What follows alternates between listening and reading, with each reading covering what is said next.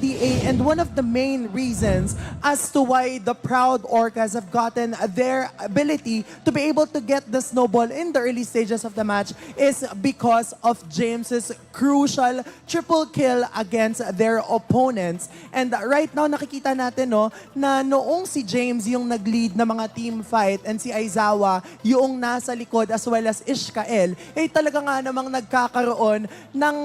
kumbaga, pagpapatong-patong ng skills. And on top of that, nagkakaroon din sila ng ability to pinpoint kung sino yung mga necessary people na kailangan nilang bawas-bawasan. Yes, nagkakaroon ng opportunity yung RRQ Kaito na in a way equalize yung match-up na nangyayari. But in the end, parating yung sustainability and yung damage output ni James ang nangingibabaw, which is why siya ang naging ating MVP with a sturdy 7-1-5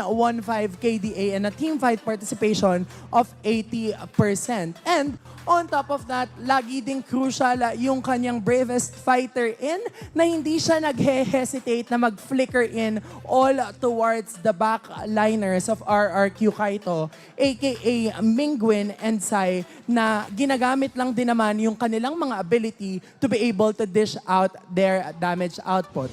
Maganda yung naging performance